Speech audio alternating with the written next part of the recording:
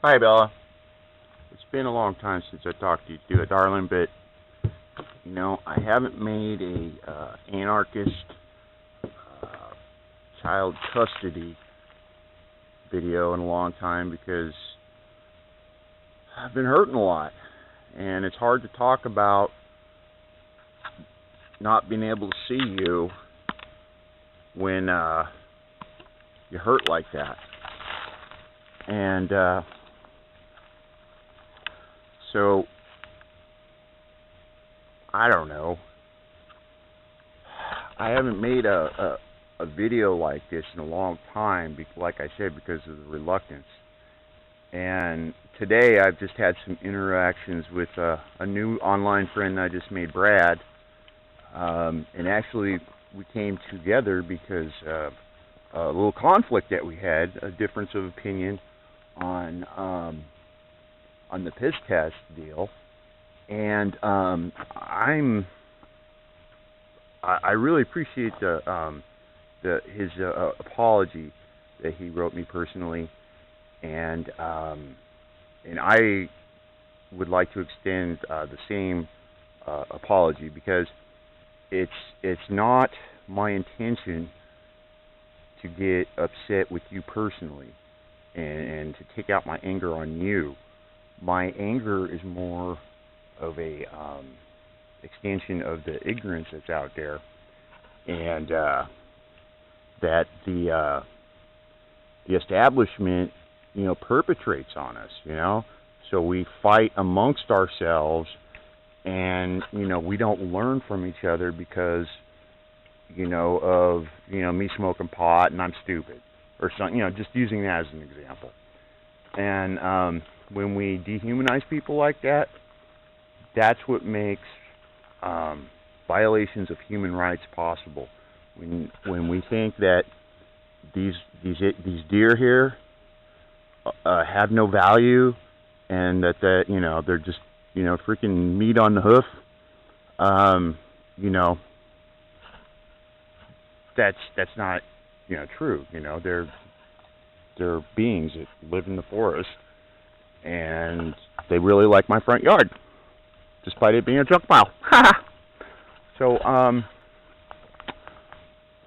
but anyway, I'm really glad to be back into YouTube and making some videos and things, and get back to the anarchist child custody deal. I've been thinking about the non-aggression principle. I've been thinking about universal preferable behavior.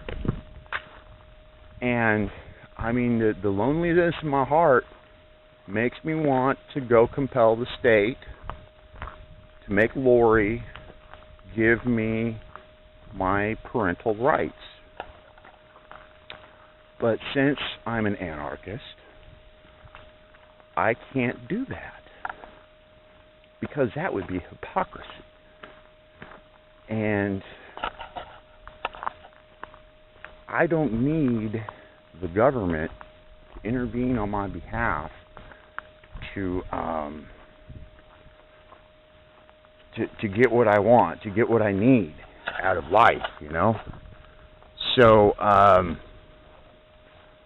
I really don't want it, So when you're talking about the liberty principle,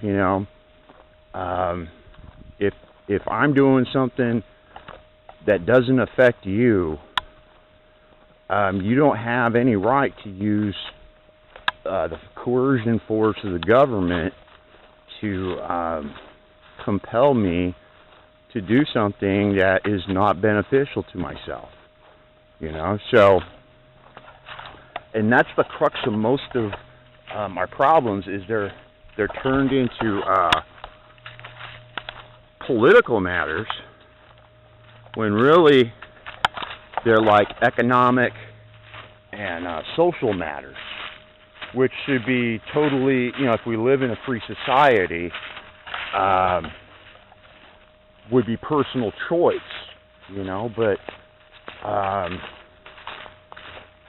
we're not provided with those choices, yet we're made to think that you know, we're free because we can go down to Walmart and buy a half dozen different kinds of cola, or that, you know, the newest version of Xbox or the iPhone is available for our immediate consumption. And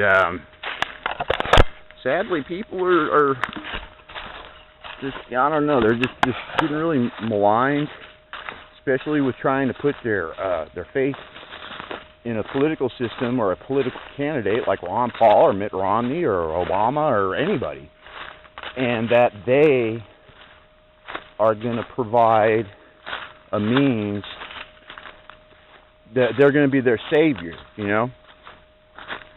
And I think that the one good thing that has come out of this election cycle, despite all the disinformation and everything, is the Ron Paul campaign, because the Ron Paul campaign has brought into the forelight, and he was trying to get it in there underneath the Republican tent.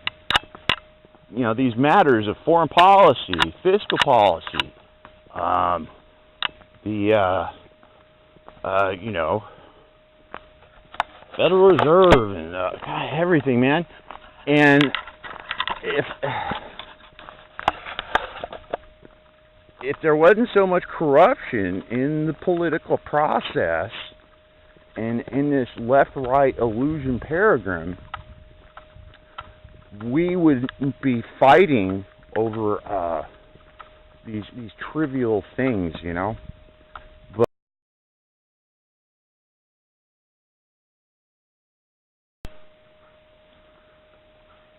good evening, world.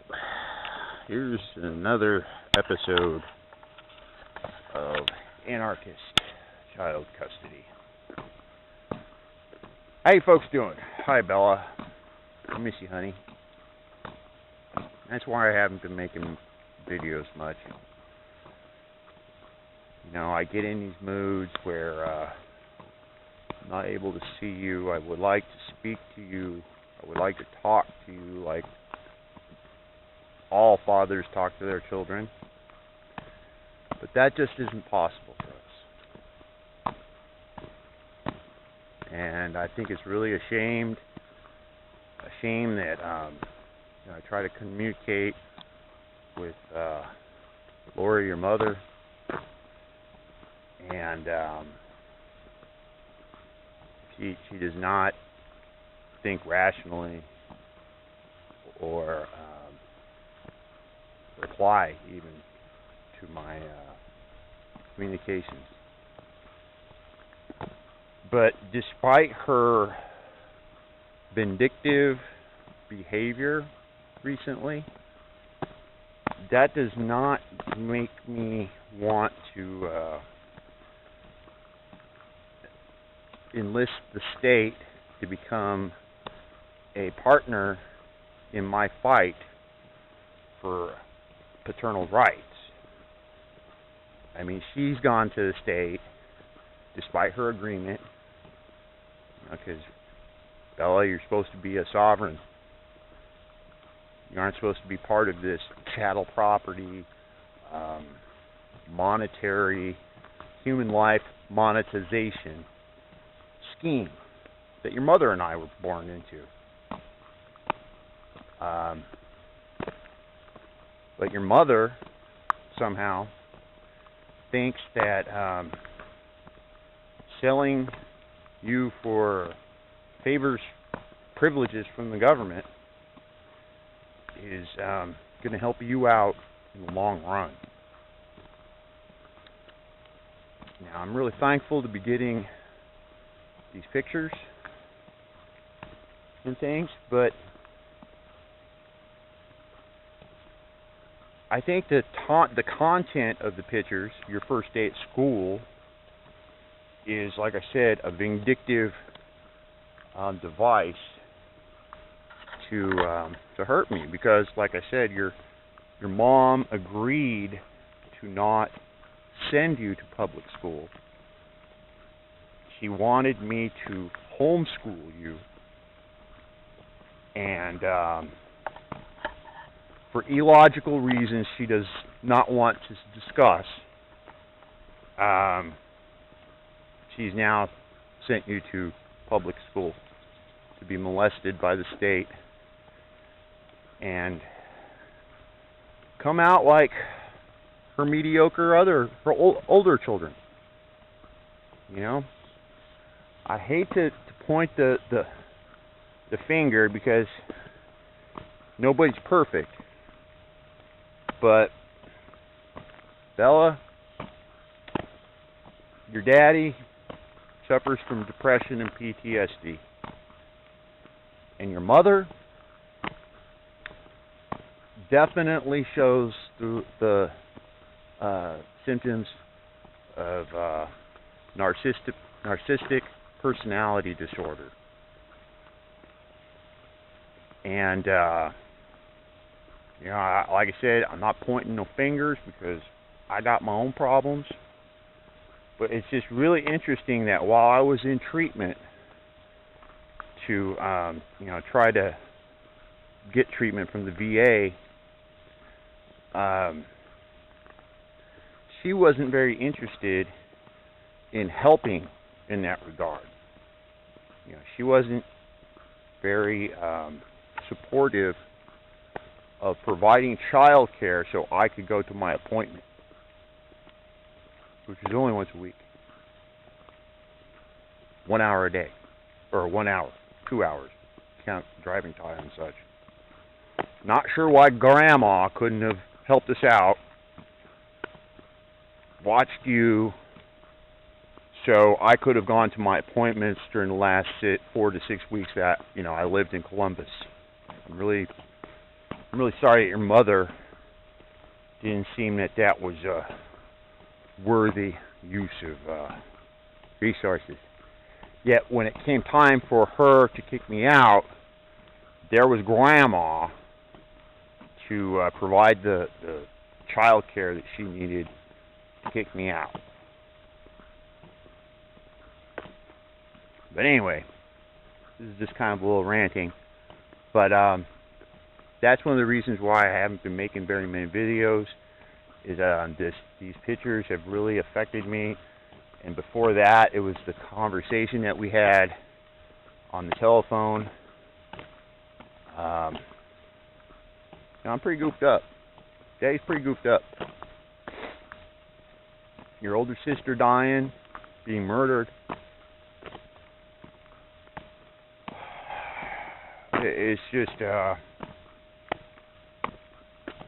really hard to deal with at times.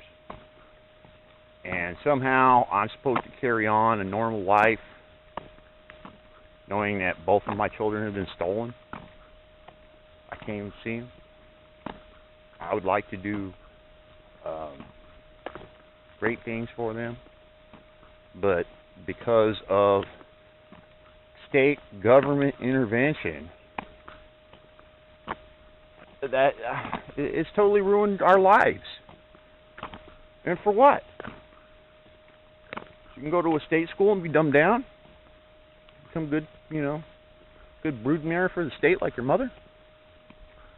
It's not. I wanted much better for you. I wanted you to, you know, be able to pursue your own bliss. You know, be that in an economic pursuit, like, you know, being a lawyer or a doctor, or you know, whether you just wanted to screw off and do something like art or something like that, you know, whatever makes you happy. That's what I wanted. I wanted to teach you at home how to do that. But your mother, she's going to send you off to state school so you can learn to be mediocre and dumb like all the other people. She doesn't respect your divinity, your sovereignty, or how special you really are. So, I miss you, darling. I really, like I said, because I believe in the non-initiation of force, I can't do things like other people and go get the policeman or the court system to liberate you, because that was the whole point, for you not to be property of the state. So how can I, as an anarchist father, rectify this gross inequality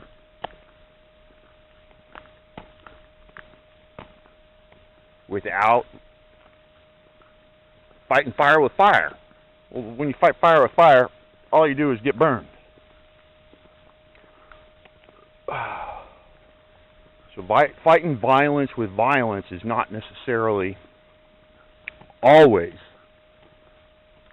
the best thing, you know.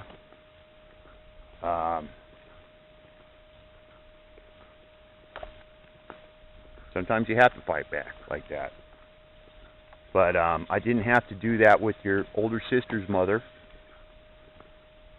She willingly contacted me and, you know, allowed me to be part of Katie's life right before she was murdered. You know, for years I'd wanted to be her, you know, in part of her life as well. And her and the state, you know, accomplished that. You know, because she was able to get welfare and didn't really need me to, you know, support her or anything. And your mother doesn't need me to support her either, I guess. You know, that was the whole reason for me coming back there to live, so I could help you guys out with the bills. But, you know, the day that I'm leaving, you know, I suffer from depression and I'm all weird or whatever, and financial considerations are not even, you know, on her mind. Anyway, so this is for you. I love you, darling. I hope, you know, years from now you can look at these videos, realize what's going on, well, at least with me, your father, you know, and maybe later, years from now, you'll figure out what's going on. And when you come around and ask me about it, you know, I'll tell you about it. And you know, I'll try to be objective about it and not emotional, because it really does hurt. But, you know, I'm like one of those wacko idealists, you know. And you know, I'm not allowed to be your father because of it. And that's just wrong, but hey, that's life. Anyway, Bella, love you. And we'll talk to you soon.